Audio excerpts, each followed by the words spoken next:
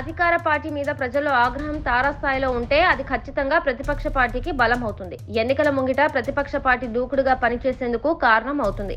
అలాంటి సమయంలో అధికార పార్టీ ఒక రకంగా డిఫెన్స్ లో పడుతుంది.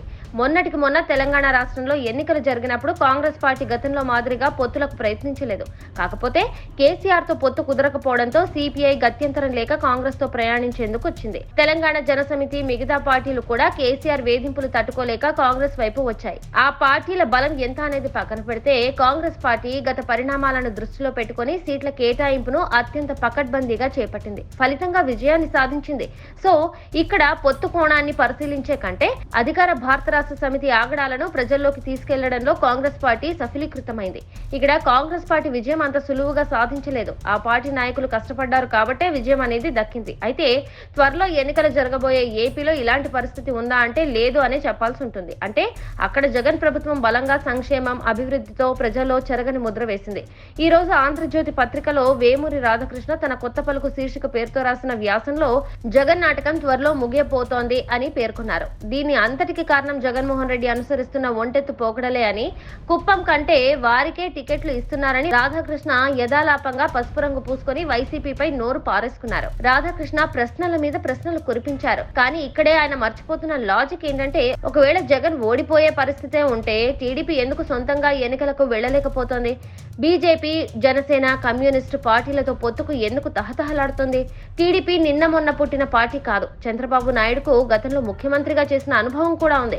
2 తెలుగు రాష్ట్రాలకు ఐటీని ఆయన పరిచయం చేశారని అనుచరులు కూడా చెప్తుంటారు. మరి అలాంటి వ్యక్తి గత ఎన్నికల్లో 23 సీట్లకే ఎందుకు పరిమితమైపోయాడు?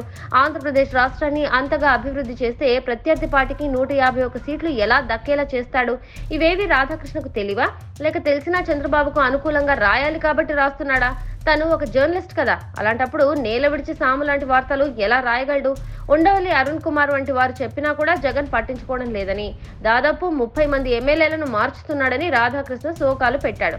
వాస్తవానికి సిట్టింగ్లందరికీ టికెట్లు ఇస్తామని జగన్ ఎప్పుడూ చెప్పలేదు.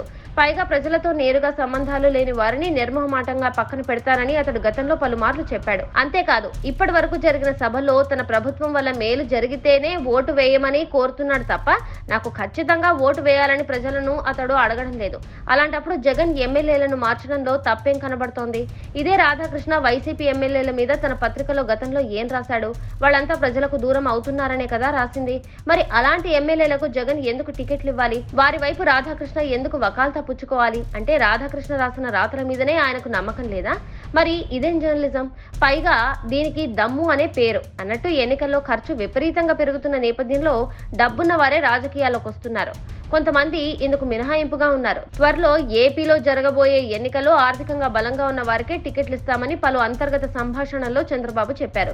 ఇప్పుడు జగన్ కూడా అలాంటిదే చేస్తున్నారు కాబోలు. కానీ ఇది రాధాకృష్ణకు చంద్రబాబు విషయంలో గొప్పలాగా, జగన్ విషయంలో తప్పులాగా కనిపిస్తోంది. అన్నట్టు చంద్రబాబు అరెస్ట్ అయినప్పుడు నారా భువనేశ్వరి జనం మధ్యలోకి వచ్చారు, నిరసనలు చేపట్టారు. మరి చంద్రబాబు రాజకీయాల్లో భువనేశ్వరి జోక్యం చేసుకున్నప్పుడు, జగన్ టికెట్ల కేటాయింపు జరుగుతున్నప్పుడు భారతి ఎందుకు జోక్యం చేసుకోకూడదు? తన భర్త మళ్లీ అధికారంలోకి రావాలని ఎందుకు కోరుకోకూడదు? చివరికి ఇది కూడా రాధాకృష్ణకు తప్పులాగే కనిపిస్తుంది. పాపం ఆర్కి ఎలాంటి వ్యాసాలు రాసేవాడు, ఎలా అయిపోయాడు? Subscribe to Social TV Telugu for more videos. Hit the bell icon for faster updates.